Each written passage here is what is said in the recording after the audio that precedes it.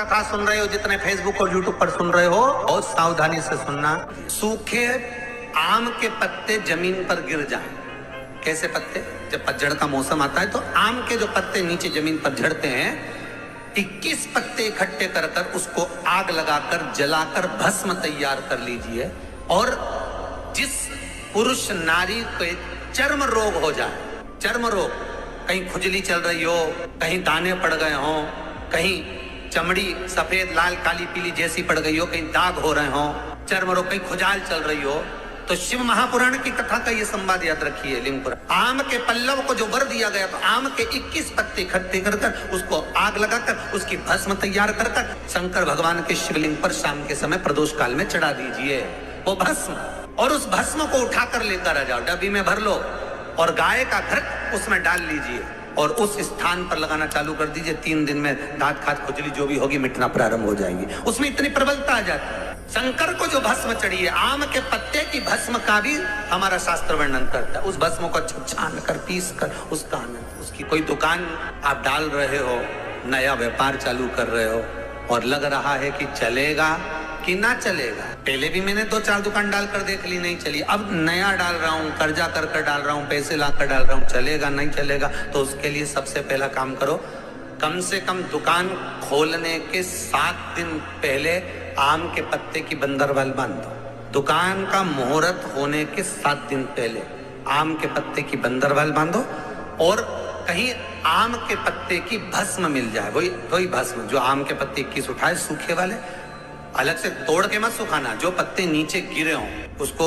उठाकर सुखाकर, सूखा हुआ जो पत्ता हो उसको जलाकर उसकी भस्म बनाकर उसमें थोड़ा सा चंदन मिलाकर और उसी से सम्मुख में जहां 7 दिन पहले तुमने बंदरबल बांधी है, दुकान खोलने वाले दिन उसी आम के पल्लव की भस्म जो शिव पर चढ़ी थी उसी में चंदन मिला हुआ वो एक स्वस्तिक का निर्माण कर दो। फिर आप अंदर कोई पूजन करो ना करो, आपने कोई अनुष्ठान करा ना करा, यज्ञ पूजन करी ना करी, अगर आप प्रवेश भी कर गए, इतना आपके पास धन नहीं था और आप प्रवेश भी कर गए तो भी घाटे में नहीं जाओगे, व्यापार उन्नति की ओर ही बढ़ेगा, व्यापार बढ़ेगा उसमें।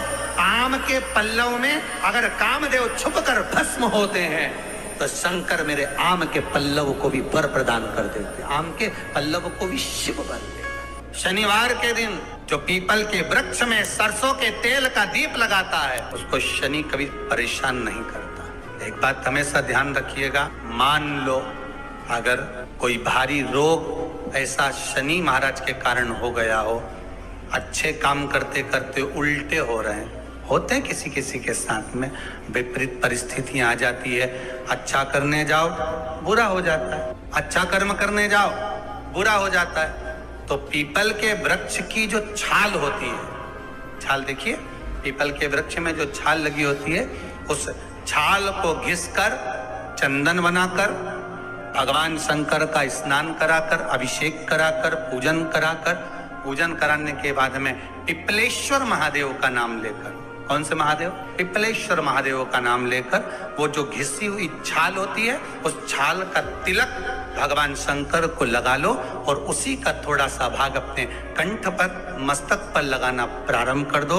धीरे धीरे जो विपरीत दशा है वो सुधरना प्रारंभ हो जाती है। पर नाम याद रखना, पिपलेश्वर महादेव। बेलपत्री के वृक्ष के नीचे जौ के आटे का चौमुखी दिया, सरसों का तेल डालकर, उसमें काली तिल डालकर, उसमें एक सफेद फूल डालकर, बेलपत्री के वृक्ष के नीचे जैसे एक चौमुखी दिए को जौ के आटे के दिए को लगा दिया जाता है। जो व्यक्ति चिड़चिड़ करता है, जो व्यक्ति क्रोध करता है, जो व्यक्ति अपशब्द बोलता है, आड़ा टेढ़ा बोलता है, ताने देता है, ईर्ष्या रखता है, घर में चिड़चिड़ करे, पूरे घर को अस्त व्यस्त कर रखा, उस व्यक्ति का नाम और गोत्र बोलकर मात्र एक दिया लगा दिया जाए, व्यक्ति अपशब्द कहना बंद कर देता है, उसका प्रेम प्रबल हो जाता है, उसकी ईर्ष्या समाप्त हो जाती है, उसकी नफरत समाप्त हो जाती है। हम आपसे बार बार कहते हैं ना, कई बार आपको कहा कि आपके यहाँ अगर धन की कमी पड़ रही है, पैसा नहीं आ रहा, व्यापार नहीं चल रहा, दुकान नहीं चल रही, धंधा नहीं चल रहा, नौकरी नहीं लग रही, सर्विस नहीं लग रही, तो हमने बार बार आपको कहा है,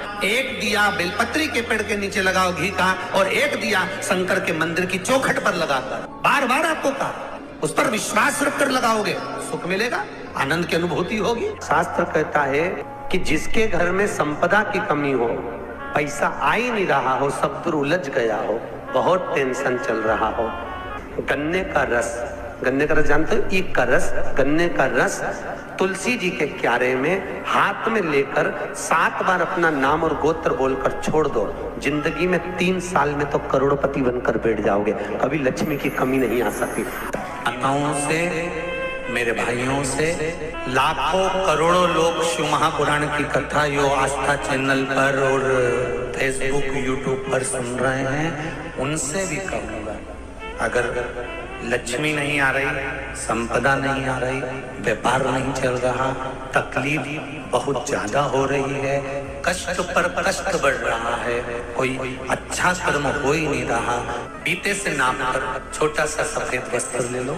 उस वस्त्र में 108 चावल के दाने रख लीजिए, एक सफेद पुष्प की पत्ती या पुष्प जो मिल जाए वो रख लो, फूल भी ना मिले तो एक चावल का दाना अलग से रख लीजिए, उसको अपने घर के जहाँ परिंदा होता है, मटका होता है, पानी भरने का स्थान होता है, जहाँ पर हम पानी पीने का भरते हैं, वहाँ उसको एक कटोरी में रख लीजिए। 3 दिन पे कोई सी भी तिथि, चाहे आप दूज, तीज, चतुर्थी ले लो, चाहे पंचमी, छठ, सप्तमी ले लो, चाहे अष्टमी, नवमी, दशमी ले लो, उसको रख दीजिए 3 दिन। चौथे दिन घी का दिया लेकर, वो पोटली लेकर, कुछ भेंट लेकर, जो आपकी मर्जी पड़े, दान के भाव से घी का दिया शिव जी के मंदिर में लगा दीजिए, और जो पोटली और जो भेंट है वो किसी भी ब्राह्मण जन को, गुरुजन को, किसी को भी प्रदान कर दीजिए। अगर ब्राह्मण जन, गुरुजन नहीं ले तो कोई इसका मोल तत्व समझता हो, कोई सौभाग्यवती माताएं हो, कोई बहन बेटियां हो, उनको भी आप दे सकते। ये लक्ष्मी की वृद्धि करने का, संपदा, रोग, आनंद, सुख प्रदान, रोग के लिए तो नहीं कर सकते, पर संपदा के लिए सबसे प्रबल है। कोई अगर आपका धन खाकर चले गया है, पैसा नहीं दे रहा, बस आप शिव मंदिर में जब दिया लगाएंगे और इसको वापस शिव मंदिर से पोटली को लेकर आएंगे, चाहे तो मंदिर में कोई ब्राह्मण देवता हो, पंडित जी हो, उनको भी दे सकते हैं, या किसी को भी दे। उस समय पर आपका स्मरण, दीप लगाते समय, दिया लगाते समय स्मरण होना चाहिए कि मेरा पैसा इतना गया हुआ है, बाबा ये रकम डूब गई है, ये पैसा चले गया है, ये प्राप्त होना चाहिए, मेरा व्यापार बढ़ना चाहिए। 4 पत्ती का जब बेलपत्र मिलता है तो 4 पत्ती के बेलपत्र को शंकर जी पे चढ़ाकर 1 लोटा पानी नहीं चढ़ाया जाता।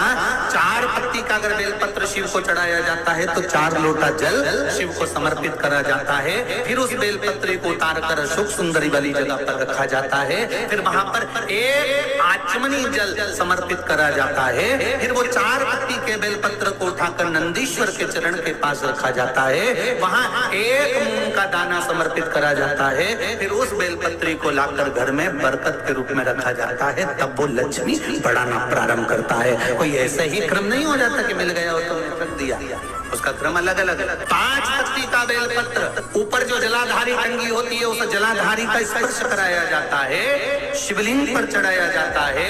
मात्र 1 लोटा जल 5 पत्ती के बेलपत्र पर चढ़ता है और 5 पत्ती का बेलपत्र दरवाजे पर खड़े होकर भगवान शंकर के गण भृंगी का स्मरण कर कर, श्रृंगी का स्मरण कर कर उसको लाकर बरकत में रखा जाता है। 5 पत्ती। 6 पत्ती का बेलपत्र मिलता है तो उसको नंदी पर पहले समर्पित कर कर फिर शिव के द्वार पर शंकर भगवान पर समर्पित किया जाता है। फिर 1 लोटा जल समर्पित कर कर 1 चावल का दाना चढ़ाकर उस बेलपत्री को लाया जाता है, बरकत स्थान पर रखा जाता है। 7 पत्ती का बेलपत्र मिलता है, उसका नियम अलग।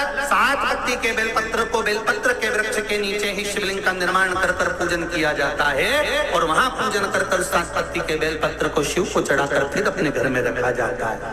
8 पत्ती का बेलपत्र यदि प्राप्त होता है तो उसको पहले जो जलाधारी का भाग है, नीचे तटी भाग है जहाँ शिवलिंग रखा हुआ है, माता जी के उस भाग पर रखा जाता है। उसके बाद में शिव को चढ़ाया जाता है। 1 लोटा जल चढ़ाकर मात्र चंदन लगाकर उसको लाया जाता है। 9 पत्ती का बेलपत्र यदि किसी को प्राप्त होता है, कभी मौका मिले ना तो देखो, अब सीहोर में कभी कथा हुई तो आपको 1 पत्ती से लेकर 21 पत्ती तक के बेलपत्र का दर्शन, 3 पत्ती वाले वृक्ष से ही जो पत्तियां प्रकट हुई हैं, 1 से लेकर 21 के पत्ती के दर्शन आपको सीहोर जब कथा रहेगी कभी तो ऑनलाइन कथा में हम खुद व्यासपीठ से दर्शन कराएंगे कि इतने पत्ती तक के भी बेलपत्र का दर्शन होता है। श्री शिवाय नमस्तुभ्यम, सब बोलिए एक बार जमकर, श्री शिवाय नमस्तुभ्यम।